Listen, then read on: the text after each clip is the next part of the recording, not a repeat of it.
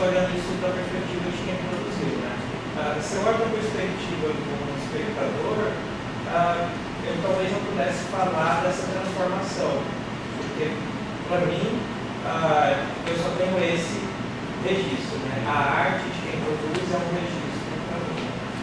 Vocês pensam, problematizam sobre isso, as diferentes perspectivas de olhar para um registro, para uma produção, e entendê-lo enquanto arte, ou transformá-lo em arte?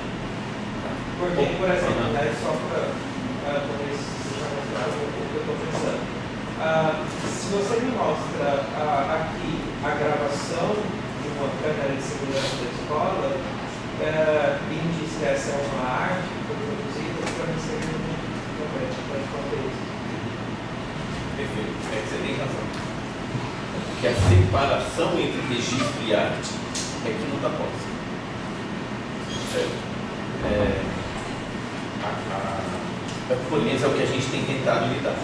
Por isso que a ideia não é que alguma coisa é arte em si ou não, e sim que tem potência de arte. O que seria potência de arte? É que, de alguma forma, eu comecei comentando que como a arte, nós entendemos a ideia de arte, está posta aí, quando tem uma coisa muito interessante que um filósofo falou uma vez numa palestra dele que eu gostei. A arte é quando você filma uma panela e aquela panela não é mais só uma panela. Não sei se fica claro isso. Quer dizer, ela não deixa de ser panela para ser outra coisa, mas ela vai ter um outro conjunto de coisas e, portanto, a distinção entre entre arte e registro não está posta. O que está posto é como é que eu consigo fazer, qual é o problema, como é que eu consigo forçar um determinado tipo de obra feita em que a panela apareça, em que a panela não é só para mim. Como é que eu olho para aquela imagem e não vejo só uma panela? Quando eu consigo isso, tá certo? Eu estou deslocando para aquela obra uma potência de arte. Por quê? O sentido ou sem sentido daquela panela não é o mesmo. Ou seja, a arte, ela, de alguma forma, faz com que o mundo tenha um ligeiro deslocamento. Tá certo? Ou seja, ele seja ligeiramente outro. Tem uma situação muito interessante nessa história, um dos motivos que me levou a ir para essa escola, tem uma fala. Uma professora foi fazer uma conversa no grupo de pesquisa e ela falou que num dos filmes que tinham sido feitos na escola, como registro da escola, uma das professoras que trabalha lá há muito tempo olhou o filme e disse: nossa, como a escola é bonita. Então veja, a beleza não estava na escola. A beleza é o signo que foi dobrado na escola pela imagem. Que é isso que eu estou dizendo, que é aflorar alguma coisa que ainda não estava sensível.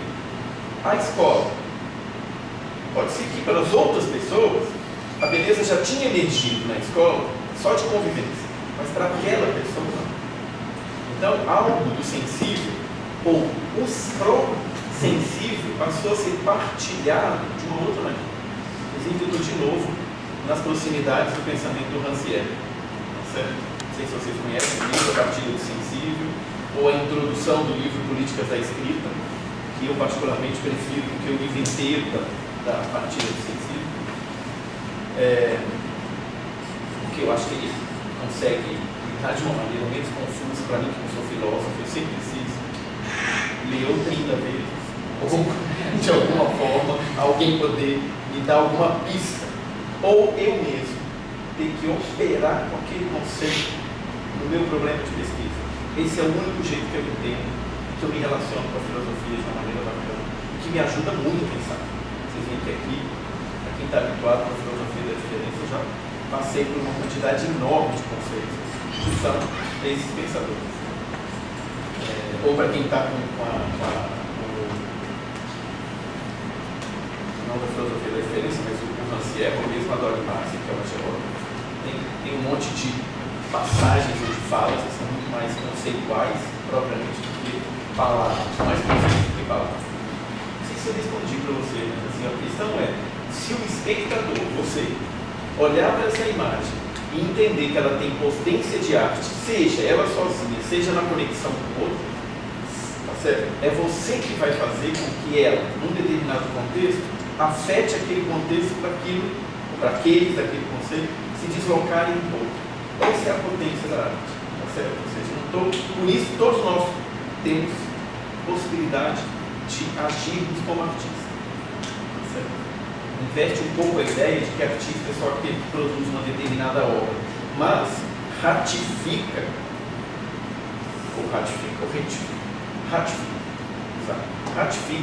a ideia de que um artista é aquele que mobiliza algo sensível que a gente antes não tinha sentido, que antes não fazia sentido para nós, ou seja, ele sim deslocou esse sensível para um outro lugar. Enfim, mesmo que essa alteração seja mínima. Se isso ficou claro. Bom, mais alguma questão? Assistimos mais um pouco? Vamos ver mais um pouco.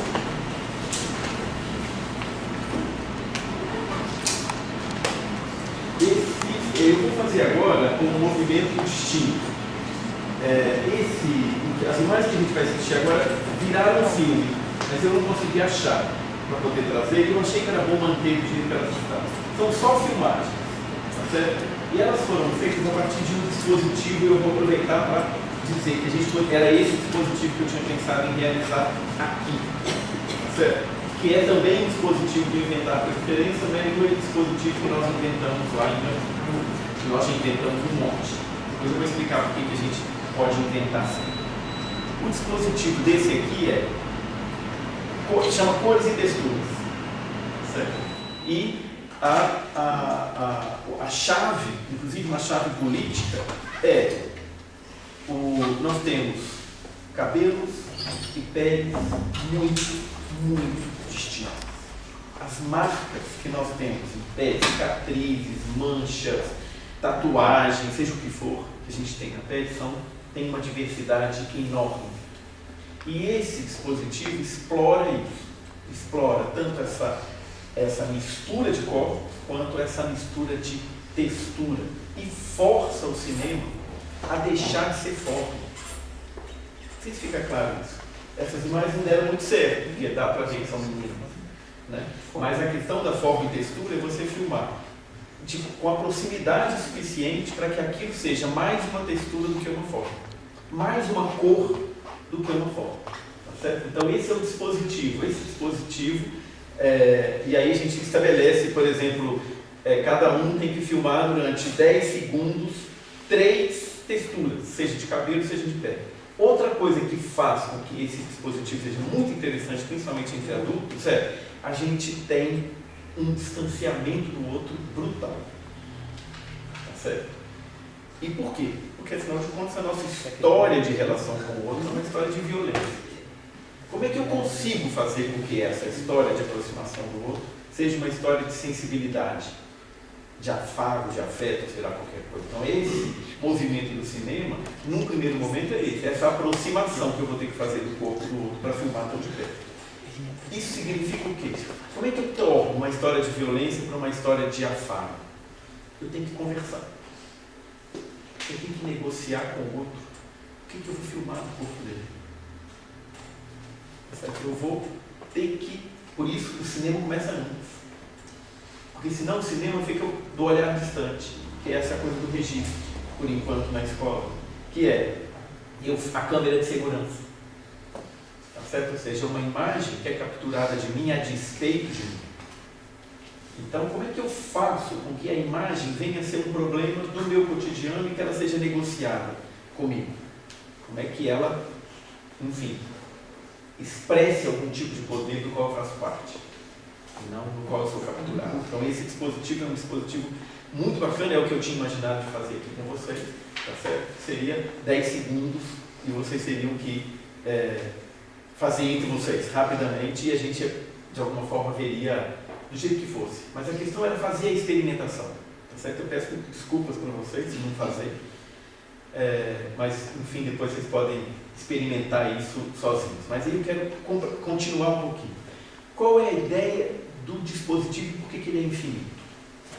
os dispositivos foram criados esse tipo de dispositivo. A palavra dispositivo é um conceito Foucaultiano, tem um monte de uso da palavra dispositivo. Tem também um uso comum, né, que é um dispositivo de produção de imagem, um celular, uma câmera fotográfica, uma câmera de vídeo. Mas o conceito de dispositivo no cinema é uma espécie de regra, tá certo? Uma espécie de conjunto de regras que vai produzir imagem, que leva à produção de imagens distintas das imagens que a gente produziria. Tá certo? Então, quando o Minuto Lumière ficou claro para vocês, quando eu exijo que a câmera fique parada, eu estou criando um corte radical no hábito, que é de filmar com a mão e acompanhar uma determinada coisa. E eu vou ter que pensar o movimento e a intensidade do que eu vou gravar, não no objeto, e sim na relação daquele objeto com algo. Tá certo? Então eu vou ter que, enfim, mudar um pouco o modo do mundo aparecer na imagem. Mas todos esses dispositivos, assim como o Minuto Lumière, foram inventados e pensados pelo grupo do Inventar com a Diferença a partir da história do cinema. Então eles foram vendo filmes e de alguns filmes eles foram extraindo, tá certo, dispositivos. Então o que nós fazemos, nós no grupo de pesquisa, e que é o que eles mesmos do Inventar com a Diferença incentivam muito? A gente vê um filme qualquer, presta atenção nele e extrai um modo de produção de alguma cena ou sequência, e é aquele que vai ser o dispositivo. Então, numa escola que eu gosto muito, que é uma escola de ensino fundamental, que eu estou como formador, o primeiro dispositivo que eu dei para eles foi a partir de um filme que eles tinham feito na escola com um drone. Eles tinham feito o filme, colocado no canal da escola, eu fui lá, vi um monte de filmes deles, escolhi esse, que era um filme com um drone. Claro, eu tinha uma proposta, que era, eles não vão ter um drone na hora. Certo? Eles vão ter que arrumar um jeito de produzir o que eu estou pedindo sem um drone. Então tinha a questão da tecnologia, mas tinha a questão da inventividade. E aí o primeiro dispositivo era filmar 4 cenas de 20 segundos, sempre de cima para baixo. Que é a mesma posição que o drone. Tá certo? Mas tinha que ser 4 e tinha que ser todas de cima para baixo. Bom, eles vão ter que pensar, começar a filmar como? Arrumando um jeito de subir ou olhar para o chão. De qualquer forma, altera o modo de lidar com o cinema, que normalmente encaixa a câmera aqui, o que a gente vê é parede, árvore, tá certo? Então muda o signo forte daquelas imagens é o chão. E todo um conjunto de objetos e de coisas na escola muda. As árvores, as escadas, os corredores, tudo muda. Para além do fato de que ao criar 4 cenas, eles têm que fazer 4, eles podem ter 1000 maneiras de pensar. E esse processo de desculpa. Eu estava pensando um pouco que é tipo aquele dispositivo, a forma como eu estou entendendo, talvez você me corrige, tem um movimento que foi original no ano 95 que se chamou Dogma 95, que tem uns filmes que os mais conhecidos, Lars von Trier, mais ou menos também, isso é um dispositivo, criar fazer um pacto, uma série de coisas que a gente vai usar para você não pode transgredir aquele. Entendi. Perfeito. A diferença do dogma pro que a gente faz é que, no caso do dogma, e é muito semelhante, politicamente é semelhante, que é como é que eu crio um conjunto de modos de filmar que eu escapo do modo habitual e forço a minha própria criatividade a encontrar maneiras de realizar cinema que me dê a sensação de criação. Não sei se fica claro também que, como é a própria pessoa, nós mesmos, ficamos desafiados a pensar de outra forma. Tá certo? E duas coisas que eu queria dizer aí. Primeiro, não sei se fica claro, mas eu queria deixar completamente explícito. Se tem uma coisa que para nós não tem nada a ver com democracia, é dizer, filmem do jeito que vocês querem. Nada. Porque isso é jogar as pessoas aos leões do ar. Principalmente se a gente tem pouco tempo. E qual é a tendência nossa? Filme do jeito que eu quero, eu vou filmar. Achar que eu estou fazendo tudo do jeito que eu quero. Não, eu estou fazendo tudo do jeito que eu já fui habituado a fazer. Portanto, os hábitos, ou seja, as linhas de captura estão todas postas. Então, eu preciso o dispositivo, e aí por isso, com certeza, politicamente está vinculado com a ideia do dogma do Lars von Trier e de outros cineastas, né? Que é cortar o hábito, criar uma linha, que a gente pode chamar de uma linha de clivagem, uma linha transversal, ou seja, algo que impeça você de ser capturado pelo hábito, mas ao mesmo tempo, que é a segunda linha do dispositivo, ou melhor, o segundo movimento do próprio dispositivo, te diz o que você tem que fazer. Então, o que acontece com esses professores? Eles vão fazer 4 imagens vistas de cima para baixo. Pode ser só para agradar o oficineiro. E ao fazer imagens só para agradar o oficineiro é maravilhoso. Porque são imagens feitas para nada. Elas não têm objetivo. Elas não têm outro objetivo que não seja me desfazer da tarefa. Ora, ao ter que fazer isso, eu faço muito menos, eu tenho muito menos controle, eu fico pensando menos em controlar os sentidos. Esse também é um conceito que nesse texto aqui eu tentei desenvolver, que é do Fernand Deligny, que é dessa potência da imagem para nada. Certo? E num contexto educativo, mais ainda. Então, não sei se fica claro como é que o que pode emergir de algo feito de qualquer maneira, talvez seja mais interessante muitas vezes do que o que é feito muito pensado. Tá? Então, eu queria voltar para outra coisa, que é, quando eu pedi 4 cenas, qual era a minha intenção? É de ter que colocar um problema que o cinema coloca para todos nós. Como é que eu vou colocar uma ordem? Uma imagem só funciona, forte, não só, mas funciona no cinema na relação com as outras. Então, cada grupo solucionou esse problema de um jeito. É incrível. Tá certo? Por quê? Um fez uma história. Pensou a história inteira antes. É o modo habitual do cinema. Então, pensou. Ia aqui, aqui, aqui, aqui. Outro saiu com a câmera e falou, ai que bonito isso aqui, vamos filmar o chão. Dessa primeira imagem saíram andando pela escola e aquilo que foi chamando a atenção eles foram filmando. Mas veja, é o afeto do mundo na transformação de outra forma. Outros pensaram nas 2 pontas. Tá certo? Sabiam o que queriam começar e como é que queriam terminar, mas não faziam ideia do que colocavam no meio. Tá certo? Então tiveram que pensar esse meio a partir dessas 2 pontas. Outros 4 grupos escolheram fazer as 4 tomadas em árvores. E é incrível. Nenhum dos grupos fez do mesmo jeito. Um filmou uma pessoa subindo em 4 árvores diferentes. Outro subiram 4 pessoas numa mesma árvore e passaram o celular de mão em mão. Filmou um, segundo, terceiro, 4. Outro subiu em cima da árvore e da árvore filmou coisas que aconteciam fora. Eu nunca esqueci. Enfim, se eu lembrar, daqui a pouco eu conto para vocês. Mas o que é interessante é os signos do cinema vem a ser outro. Você diz, a árvore virou um signo do cinema. Virou. Não virou o mesmo signo para todo mundo. Tá certo? Ao forçar que eles fizessem dentro da escola, que no caso dessa oficina essa é uma exigência minha, certo? Que é o quê? Forçar a escola a virar cinema. Tudo da escola virar cinema. Tem um outro filme que é incrível, porque esses professores estavam numa sala e tinham que fazer um filme com 4 tomadas, cada tomada em uma parte da escola. 2 eram em câmera fixa, 2 em câmera móvel. E elas estavam 4 professores conversando e riam, depois elas me contaram. E aí de repente um olhou para um martelinho. Sabe aquele martelo de palhaço que faz barulhinho? Vermelho e amarelo, de criança. Pois então. Elas estavam numa aula, na sala de educação física. Elas resolveram então fazer um filme de terror. E aquele martelinho é o objeto que mata as pessoas. E portanto, aquele martelinho acionou um filme.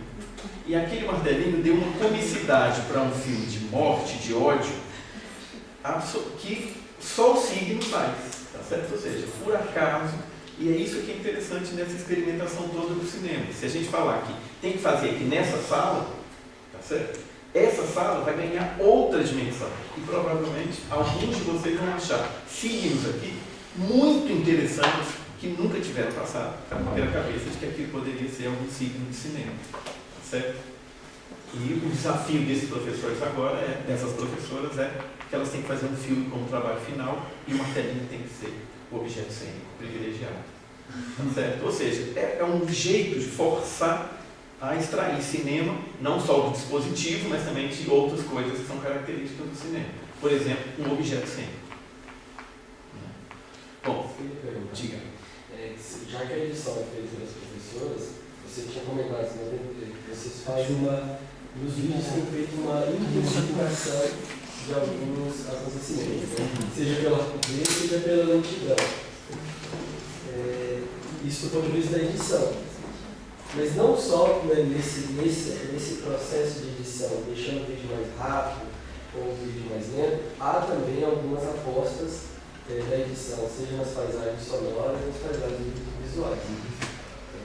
E são, para mim, apostas que intensificam também o riso. Mas o riso não como engraçado, porque, por exemplo, pode ser o riso da coisa que deu errado. Da coisa que não é exato, da coisa que deu errado. E se existir essa intenção. Existe, isso é muito bacana. O que é o seguinte, o que nós notamos? Quando a gente estava nas oficinas primeiras, que era a experimentação com os dispositivos, os filmes eram muito variados. Tinha de tudo. Tá? Variação sonora, variação de modo de filmagem. Quando virou uma produção delas, elas foram capturadas por alguns hábitos. Tá certo? E um dos hábitos, lembra que eu comentei que quando elas começaram a montar os filmes para os espectadores, esse veio forte. A questão de que a gente tinha que gostar do filme. Nós e os pais e responsáveis tinham que gostar dos filmes. E gostar dos filmes, via de regra, era rir. Então, a captura do cinema como entretenimento, principalmente da nossa tradição brasileira de comédia, tá certo? É muito forte. E uma coisa muito interessante, quando a gente faz oficina com jovens, só tem filme de terror. É incrível. Mas, o que é mais interessante, todos, se puderem usar de tecnologia, vão produzir filmes de Hollywood. Tá certo? Ou seja, um máximo de tecnologia, um monte de câmera, todas as estratégias, tá certo? São todas as estratégias de controle de sentido, tá certo? E de intensificação de sensação. Porque é isso que acontece. É muito raro alguém conseguir dormir num filme desses de ação. Por quê? Porque não só a ação é muito e o barulho é muito alto, como você cada hora está vendo o personagem e a cena de um ponto de vista. Então o olho tem um nível de atenção muito alto. Tá certo? Então é uma estratégia mesmo de você manter a intensidade da relação entre filme e espectador alta. Como Hollywood, de maneira geral, tem essa intensidade baseada na mudança de cena, tem várias estratégias, né?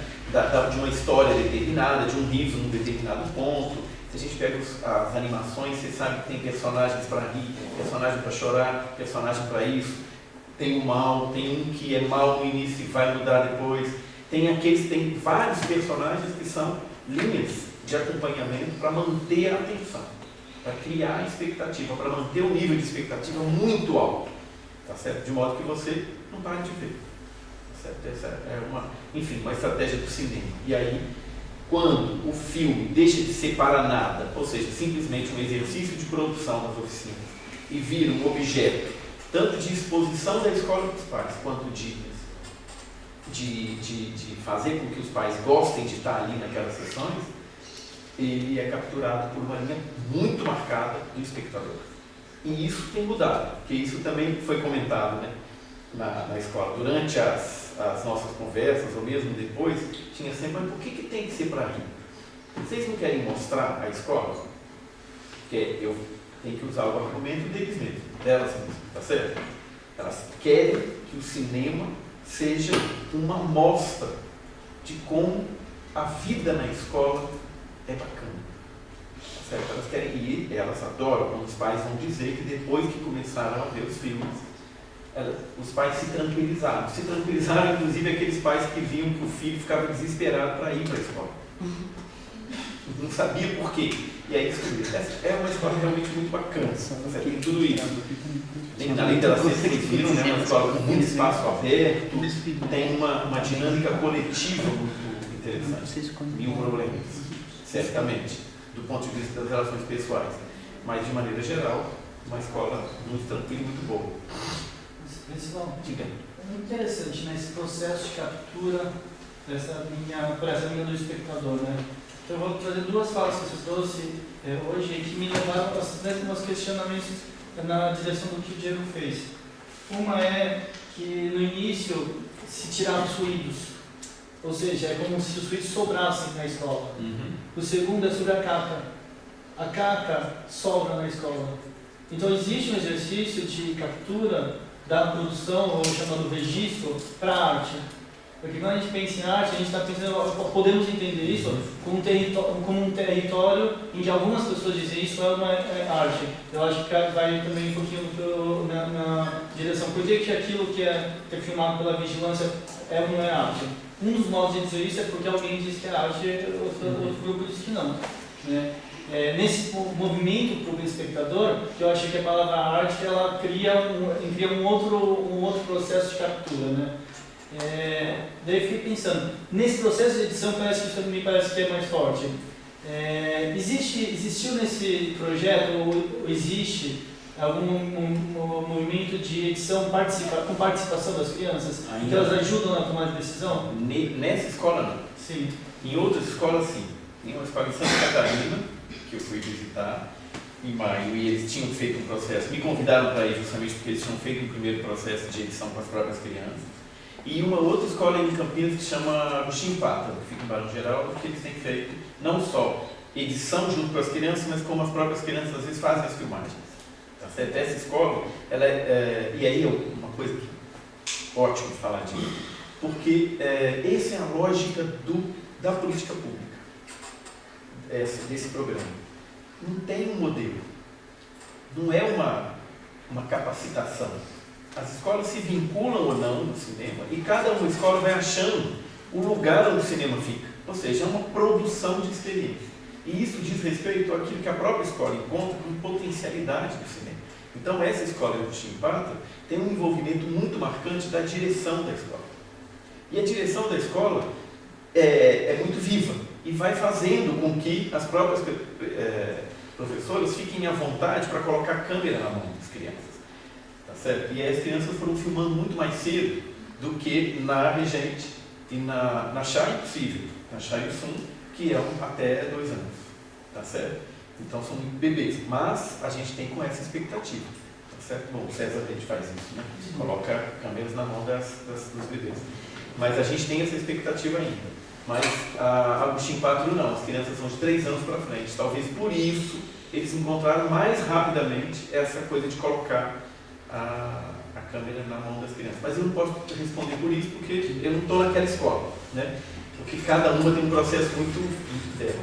Mas aí voltando, Roger, não sei se entendi completamente a sua questão. Mas ela me lembrou de 2 coisas. Primeiro, tem uma questão que eu não falei aqui, tem uma questão ética em relação à imagem, que a gente já conversou um pouquinho aqui, o fato de que as crianças estão em extracampo, elas podem ser mostradas caindo, fazendo coisas, gritando, porque você não sabe qual é, essa é uma possibilidade, e é uma potência do cinema, digamos assim. Mas tem uma outra coisa, onde o filme vai ser mostrado? Quem pode ver? Quem pode ver tais e tais filmagens? O que eu comecei a ver na escola? Também, por acaso. Eu fui numa reunião de uma professora que não é do Cineclube, que foi por acaso que ela me pediu para ajudar para montar um equipamento. E eu vi que ela ia fazer reunião com os pais da turma e perguntei, será que eu não posso assistir? Por quê? Porque eu estava montando um equipamento de projeção. E aí eu perguntei para ela, você vai projetar algum filme? Ela falou, nós vamos projetar o Caminhando com Tintim, que é um curta-metragem, que é uma mãe que caminha com o bebê de casa até a casa da avó. E ele vai parando com os personagens e os amigos dele na rua. Tá certo? É uma criança mesmo, não é uma animação. E vamos depois mostrar filme. No final a gente vai mostrar os filmes feitos com as crianças da turma.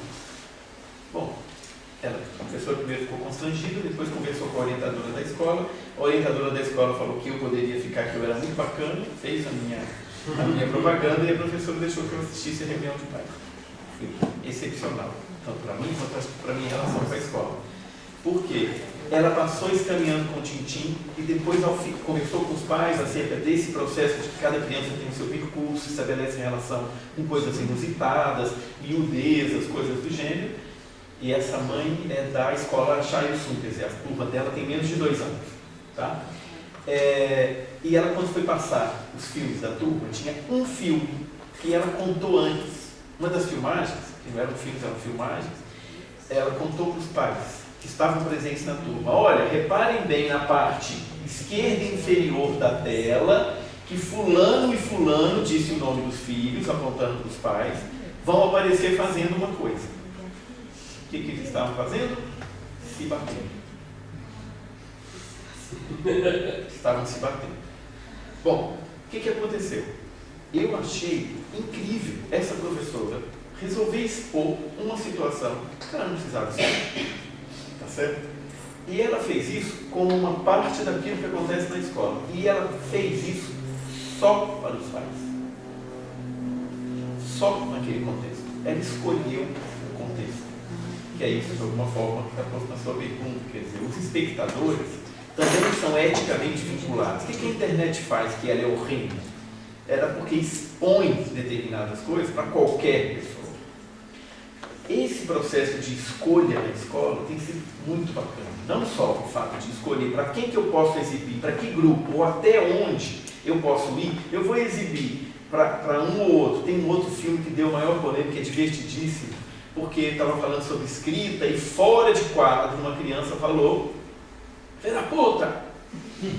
E dá para ouvir. Só que a professora que editou só ouviu na hora que editou, na hora que colocou o fone, na verdade, porque enquanto ela colocava sem fone, projetava em sala aberta, não dava para ouvir.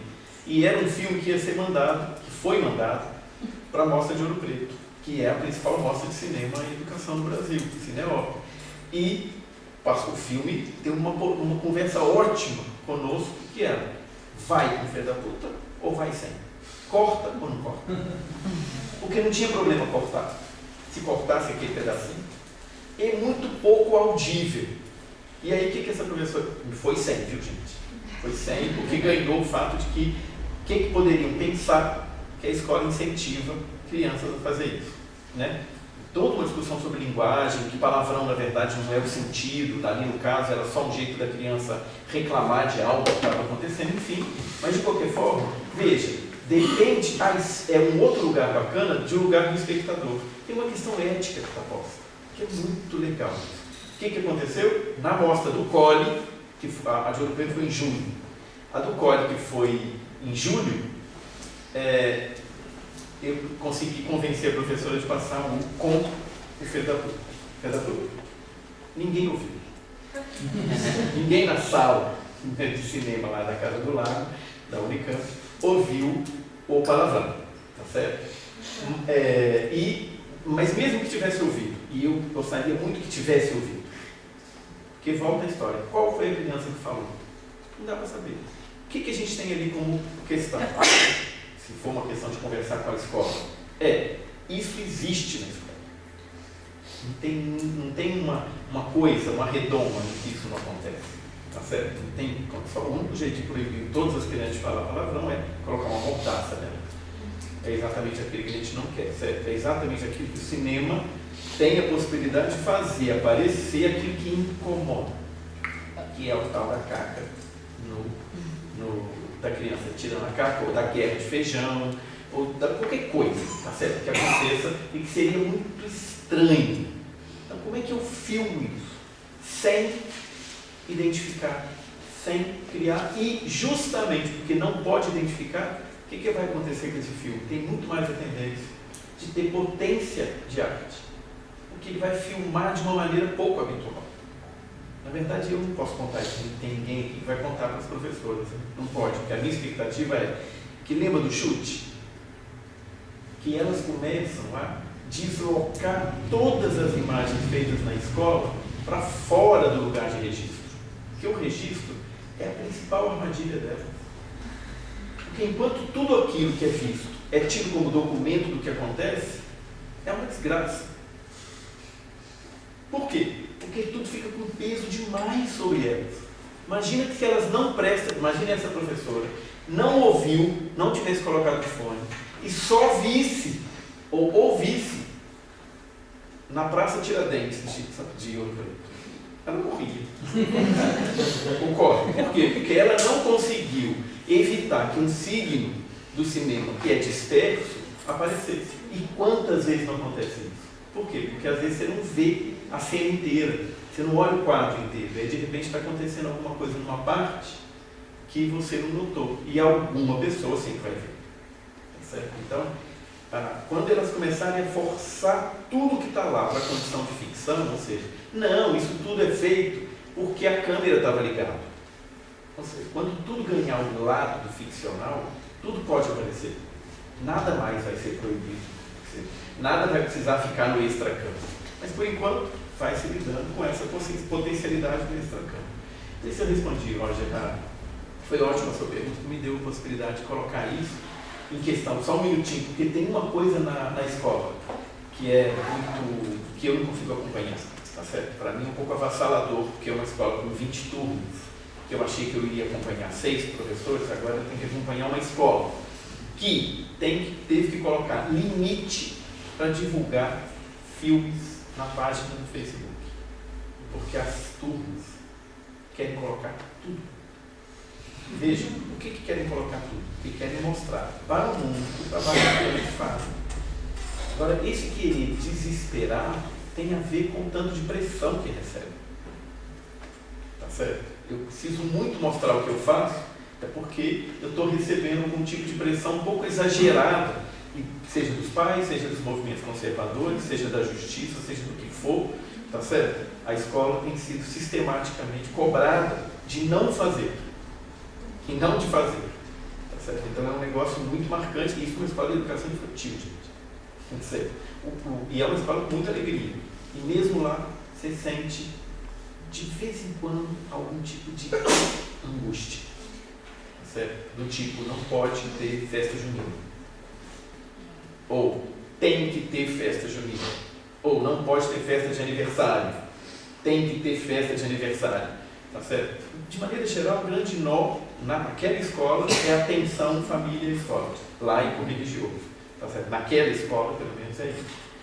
Que as questões de gênero, por exemplo, não se colocam tão marcantes naquela escola, que vai aparecer na escola de ensino fundamental de uma maneira muito mais radical. Desculpa. Você estava falando aí no que fica assim, nas laterais e que a gente não vê. Num desses filmes aí que passou, um que tinha umas crianças em cima de um monte despertou uma cerca e aí elas desceram correndo, todas. Eu não sei se todo mundo observou isso, mas eu fiquei de olho justamente nisso.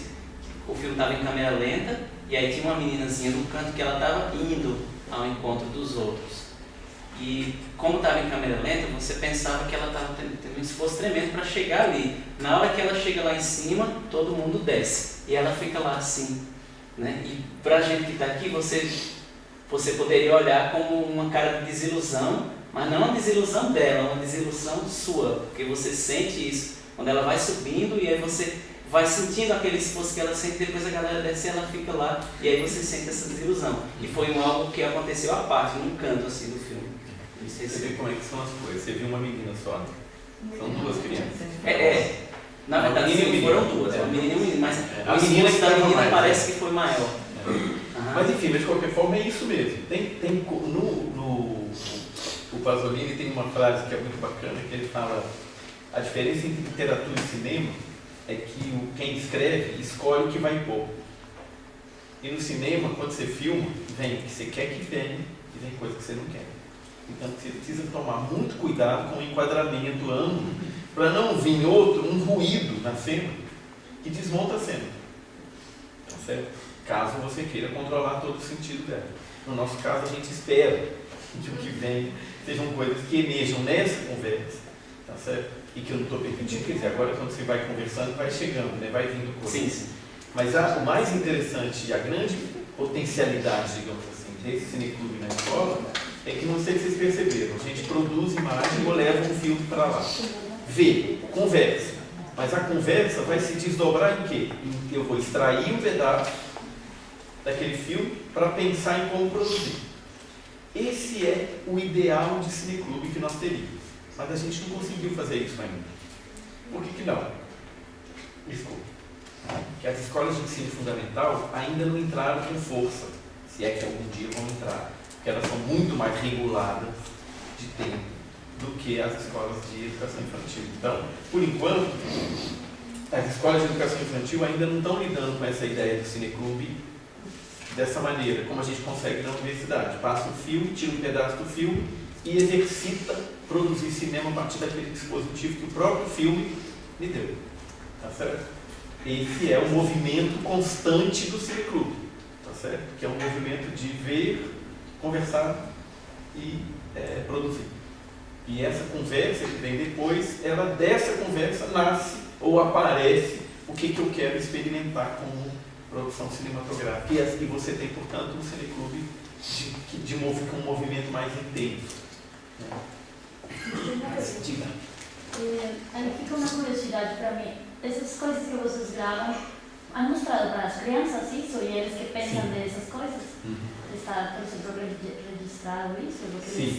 Sim. Tratam disso? Eu não trouxe nenhum desses filmes em que foram produzidos a partir de filmagens que foram feitas, tanto das crianças assistindo o filme, quanto o próprio filme.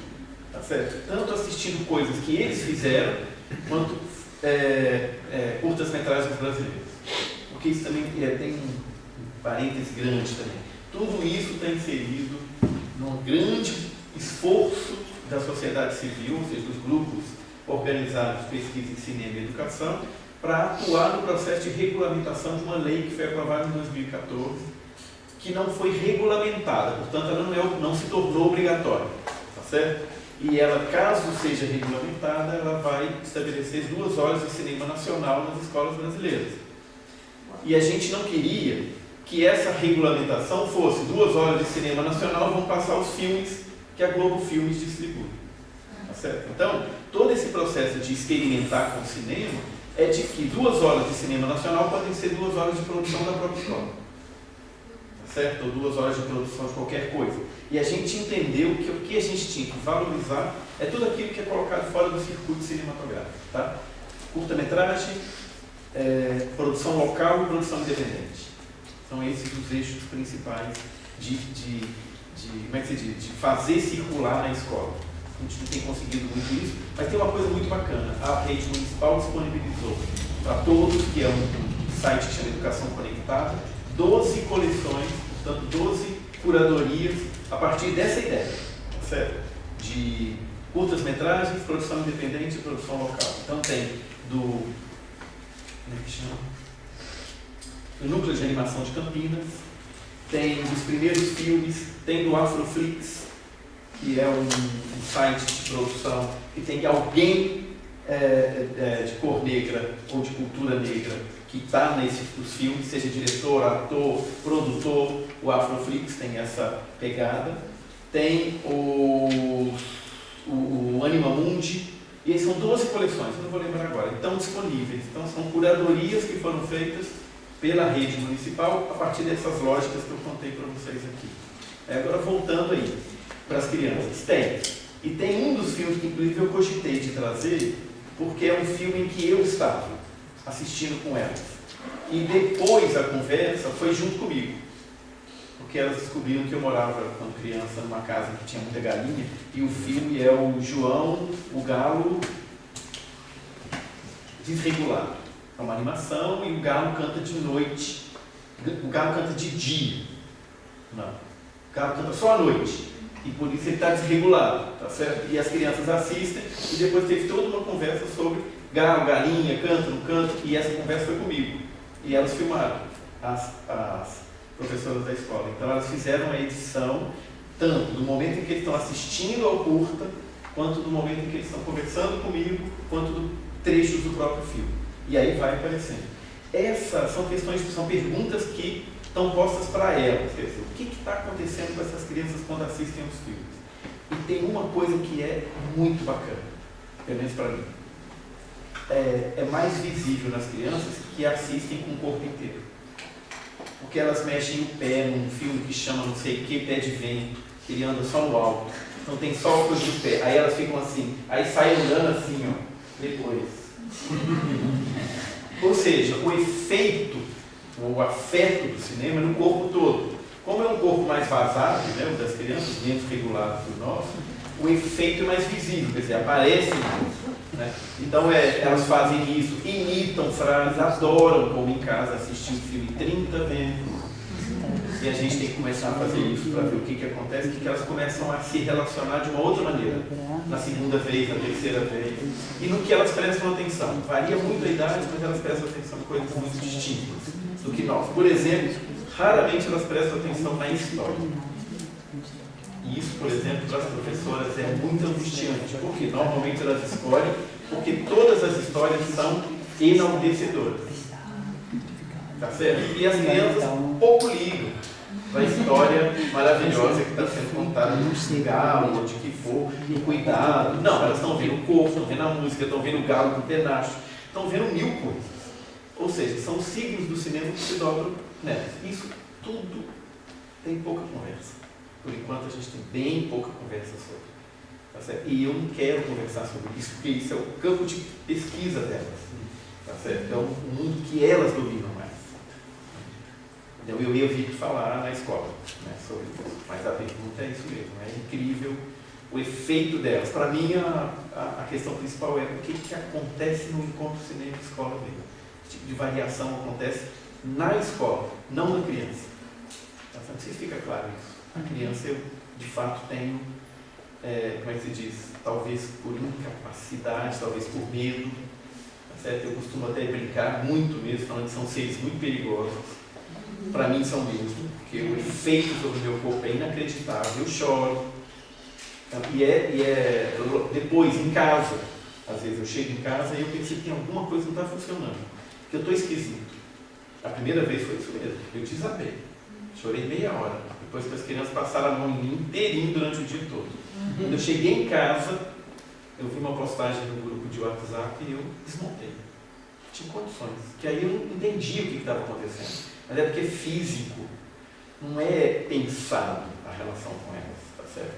E outra coisa, é constrangedor, porque criança de 2 anos não tem as restrições de partes do corpo que nós temos. Então, eu desse tamanho, mesmo sendo bem pequenininho, elas são bem pequenininhas para mim, tá certo? E aí, tocam em mim, principalmente nessa parte aqui do corpo. Então, vocês imaginam que elas me tocaram em muitas coisas, lugares que me constrangiram. Mas não é só constrangimento, é a questão do toque, até de pedir a mão. E isso tudo, você não sabe o que vai acontecendo com o seu corpo. Tá certo? Como é que ele vai sendo vazado, né, para usar uma expressão do esquizoarte. Né? Como é que ele vai sendo ruído, né? Vai ruindo tudo, um monte de coisas, e de repente desmonta. Eu estou muito habituado com todo o pensamento conversado, como vocês estão vendo aqui, conceitual, tudo isso. Aí de repente vem um monte de mãozinha que me ama, tá certo? Que é isso mesmo, é uma coisa assustadora. É muito, e é sempre quantidade. Quantidade, muitas. Choram quando eu não pego, choram se não tem mão suficiente. Por isso que pegava o resto do corpo. Vamos andando, vamos. Um monte. Para mim é uma alegria. Certo? Claro, eu imaginava que eu ia me dar bem com aquela ceia. Mas de qualquer forma é incrível. Quando eu falo, vou embora, 3 sentam no chão e começam a chorar. Então, vamos pensar. Então, assim, não tem um outro jeito. Como é que eu produzo cinema disso? Vocês já imaginaram como é que isso? A minha preocupação é como é que eu pego isso e transformo em cinema. Como é que eu insisto, né, na escola como uma coisa que vive assim. Como é que eu, por exemplo, o que faz? Como é que eu passo esse tipo de sensação que eu tenho quando acontece uma situação dessa? Como é que eu traduzo isso cinematograficamente? Não estou querendo dizer a cena, tá certo? Quero dizer o que se passa comigo, que é mais ou menos isso. Perdão da palavra, desculpa que eu preciso ir embora. Eu não posso deixar essas 3 crianças chorando. É exatamente isso que se passa. É uma tensão, uma torção. E é intenso mesmo. É isso aí. Como é que faz?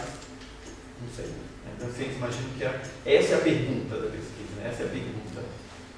Para mim, não é só essa, mas essa é uma. Nossa.